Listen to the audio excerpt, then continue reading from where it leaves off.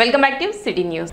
June 25వ తేదీన PCC president YS Sharmila Guntur పర్యటనకు కాంగ్రెస్ కార్యకర్తలు పెద్ద ఎత్తున తరలి రావాలని డాక్టర్ చందు సాంబశివుడు పిలుపునిచ్చారు.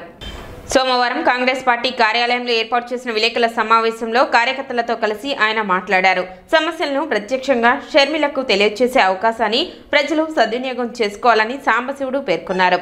రాష్ట్రానికి కాంగ్రెస్ పార్టీ ఎంతో చేసిందని, మళ్లీ రాష్ట్రం అభివృద్ధి వైపు పరుగులు తీయాలంటే ఖచ్చితంగా కాంగ్రెస్ ప్రభుత్వం అధికారంలోకి రావాలని, దీనికి ప్రజలు సహకరించాలని తెనాలి నియోజకవర్గ assembly convener doctor Chandu Sambasivudu విజ్ఞప్తి చేశారు. ఈ కార్యక్రమంలో Tenali town president Ponnuru Nagasurya sister, town ఉపాధ్యక్షుడు గుర్రపు ద్వారకా శ్రీనివాస్, తెనాలి మండల president Kallapudi Bullaiah, Penugonda Sivakumar, Bhima Ramesh, Steven Babu, Ayyappa, K Koteswararao, Subbarao, Karthik, Veeraswamy, Krishna, Srinu తదితరులు పాల్గొన్నారు.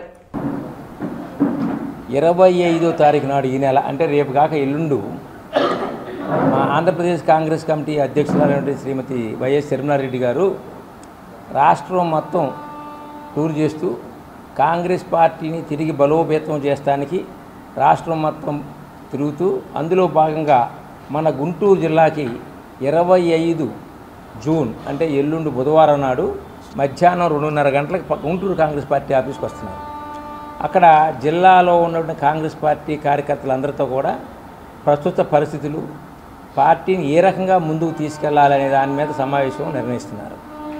దానికి గాను మన తెనాలి నియోజకవర్గం నుంచి, మన తెనాలి నియోజకవర్గం మనకందరూ తెలుసు, మన తెనాలి ఏరియా ఎప్పుడు 150 సంవత్సరాల నుంచి పట్టేల్ ఏరియా, చాలా తెలివిగల్లాళ్ళు.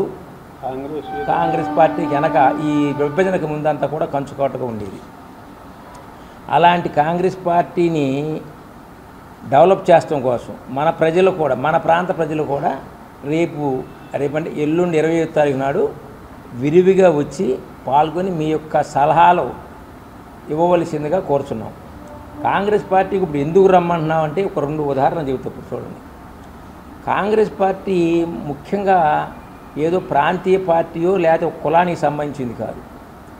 కొన్ని కారణాల వల్ల కాంగ్రెస్ పార్టీ మిగతా పార్టీలు అన్నిటితో కలిపి గుర్తుపెట్టుకోండి, అండర్లైన్ చేయండి, మిగతా అన్ని పార్టీలు ఇంక్లూడింగ్ వైసీపీ, టీడీపీ, ఒక సిపిఎం తప్పితే అన్ని పార్టీలు విభజించమన్న తర్వాత విభజిస్తే దానివల్ల ఇప్పుడు మన గుంటూరు కృష్ణా జిల్లాలో ప్రియతమ నాయకురాలు కాంగ్రెస్ అధ్యక్షురాలు శ్రీమతి షర్మిల గారు పర్యటనలో గుంటూరు జిల్లాకు వస్తున్నారు. 25వ తారీఖు బుధవారం నాడు. కావున కాంగ్రెస్ అభిమానులు, కాంగ్రెస్ పార్టీ డాక్టర్ గారి అభిమానులు ఇవాళ ప్రజల్లో కాంగ్రెస్ మీద అభిమానం ఉంది, కానీ బయటపడితే ఏమవుతుందో అని ఇబ్బంది పడుతున్నారు. అట్లాంటిది ఇబ్బంది ఏమవద్దు. ఇన్ని సంవత్సరాల్లో అత్యధిక సంవత్సరాలు పరిపాలించింది కాంగ్రెస్ ప్రభుత్వమే. ఈ మధ్యలో ఈ 15 ఏళ్ళు వేరే ప్రభుత్వాలు పరిపాలించినాయి, కానీ అత్యధికంగా పరిపాలించింది కాంగ్రెస్ ప్రభుత్వమే. ఇది మన రాష్ట్ర తీసుకొచ్చింది కూడా కాంగ్రెసే. ఇన్ని డెవలప్మెంట్లు చేసింది కూడా కాంగ్రెస్ పార్టీయే. కాబట్టి తిరిగి మన అందరం కూడా సమైక్యంగా చేరి కాంగ్రెస్ పార్టీని. తెనాలి పురపాలక సంఘ కార్యాలయంలో సోమవారం ప్రజా సమస్యల పరిష్కార వేదిక కార్యక్రమం నిర్వహించారు. అసిస్టెంట్ కమిషనర్ లక్ష్మీపతిరావు అర్జీదారుల నుండి అర్జీలను స్వీకరించారు. వివిధ రకాల సమస్యలపై పలు అర్జీలు వచ్చినట్లు ఆయన తెలిపారు. అందరికీ నమస్కారం అండి. ఈరోజు తెనాలి పురపాలక సంఘం నందు గ్రీవెన్స్లో 3 ఇంజనీరింగ్ సెక్షన్, టౌన్ ప్లానింగ్ విభాగం సంబంధించినటువంటి కంప్లైంట్స్ రావడం జరిగింది. దానికి సంబంధించి అన్నీ కూడా వెంటనే పరిష్కరించడానికి గాని అవకాశం ఉంది, వెంటనే పరిష్కరిస్తాము. అలాగే ఇంకేమన్నా గ్రీవెన్స్లో మా దృష్టికి రావటం కానీ మాకు వచ్చిన వెంటనే 24 అవర్స్లో వాటిని పరిష్కరించటకు మేము రెడీగా ఉన్నామని మీ అందరూ తెలియజేస్తూ ఉన్నాం.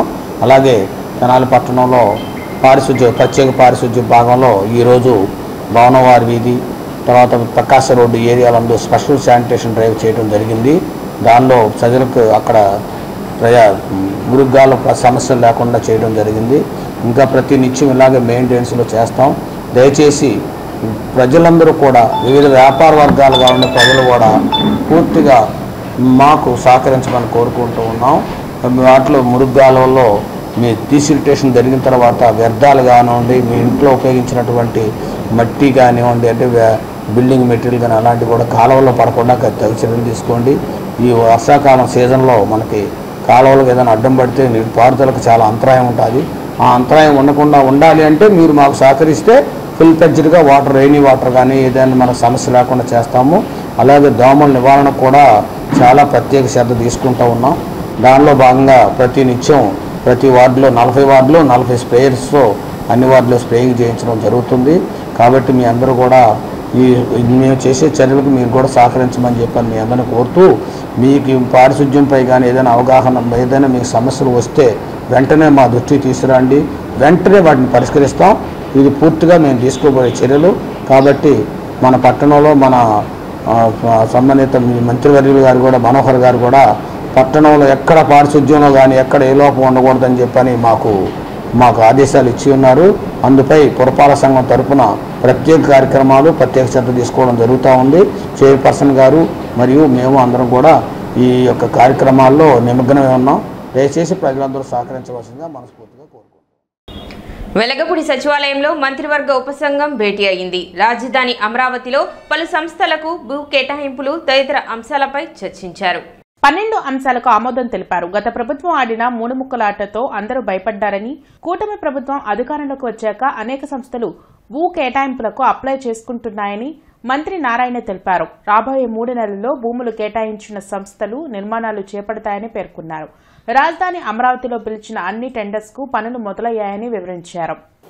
1.5 మంత్లో ఒకరు, 2 మంత్స్లో మరొకరు, 2.5 మంత్లో ఒకరు, 3 మంత్స్లో 11 మంది, 4 మంత్స్లో 6, 5 మంత్స్లో 2. ఈ విధంగా యాక్చువల్గా అందరి దగ్గర షెడ్యూల్ తీసుకున్నాం. ఆ షెడ్యూల్ ప్రకారం సిఆర్డీఏ కమిషనర్ గారు వాళ్ళ అధికారులు ఫాలోఅప్ చేస్తున్నారు. నేను అనుకోవటం వీళ్ళందరూ కూడా రాబోయే 2-3 నెలల్లో యాక్చువల్గా ఇవన్నీ కూడా టేకప్ చేసి టైం బౌండ్ ప్రకారం చేయకుంటే వాటిని క్యాన్సిల్ చేయడం జరుగుతుంది. అమరావతిలో ఏదైతే టెండర్స్ ఇచ్చావో అన్ని వర్క్స్ టేకప్ అయినాయి. దాదాపు 10,000 పైగా ఈరోజు వర్క్ చేస్తున్నారు. ఆల్మోస్ట్ నేను అనుకోవటం ఈ యొక్క రెయినీ సీజన్ వర్షాలు కానీ లేకుండా ఉంటే ఈ మంత్ ఎండింగ్ కంటే నెక్స్ట్ మంత్ ఎండింగ్కి దాదాపు 20,000 మంది ఎంప్లాయీస్ అక్కడ వర్క్ చేస్తుంటారు. జిల్లా ఎస్పీ కార్యాలయంలో ప్రజా సమస్యల పరిష్కార వేదిక కార్యక్రమం జరిగింది. జిల్లా నలుమూలల నుండి వచ్చిన బాధితులు తమ సమస్యలు పరిష్కరించాలంటూ ఎస్పీ కార్యాలయంలో అధికారులకు వినతులు ఇచ్చారు. ప్రతి సోమవారం ఎస్పీ కార్యాలయంలో నిర్వహించే ప్రజా సమస్యల పరిష్కార వేదికకు బాధితులు భారీగా తరలివచ్చారు. ఫిర్యాదులను పోలీసు ఉన్నతాధికారులు స్వీకరించారు. ఆయా సమస్యల పరిష్కారంకు తగు చర్యలు తీసుకుంటామని భరోసా కల్పించారు. తమ ద్వారా లారీని తెనాలికి చెందిన నాగవరప్రసాద్ బాడుక్కి తీసుకువెళ్లి 55,000 ఎగ్గొట్టి బెదిరిస్తున్నాడని new golden lorry office broker Tanneeru Sambasivarao ఫిర్యాదు చేశారు. తనకు 2 కాళ్లు లేవని, జీవనం కోసం బ్రోకరేజ్ చేస్తున్నానని, న్యాయం చేయాలని కన్నీట పర్యంతమయ్యారు. దానికి అడ్వాన్స్ 84,000 కిరాయికి 35,000 ఇచ్చారు. మిగతా 55,000 ఇవ్వాలి. ఇదిగో ఇస్తాను అదిగో ఇస్తానంటే నేను కొడతాను సాగు కొడతానని బెదిరిస్తున్నాడు. దాని గురించి ఎస్పీ ఆఫీస్ గారికి వచ్చి అర్జీ పెట్టుకున్నాను. నాకు న్యాయం జరగాలని కోరుకుంటున్నాను. భగవంతుడు కూడా నాకు న్యాయం చేసి నేను అవుతుండండి. 2 కాళ్ళు లేవు నాకు సరిగ్గా. నాకు 3 ఆడపిల్లలు. దయ ఉంచి నాకు కొద్దిగా న్యాయం చేయాలని కోరుకుంటున్నాను. నాకు అదే బతుకు తెరవండి. నాకు వేరే స్థిరాస్తులు కానీ ఏం లేదండి. ఆ లారీ అప్పించే నా జీవనాధారం. 3 ఆడపిల్లలు ఉన్నారు. ఇంకొక అమ్మాయికి పెళ్లి చేయాలండి. అదే నా దినచర్య. Lorry office, lorry broker office. City news ముంచే ముందు ముఖ్యాంశాలు మరోసారి.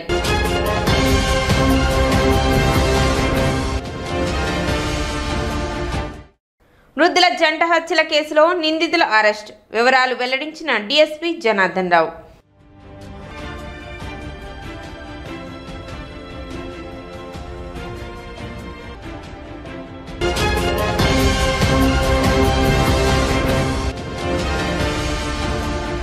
జూన్ 25న గుంటూరులో జరిగే వైఎస్ షర్మిల పర్యటనను విజయవంతం చేయాలి. Tenali assembly convener Chandu Sambasivudu.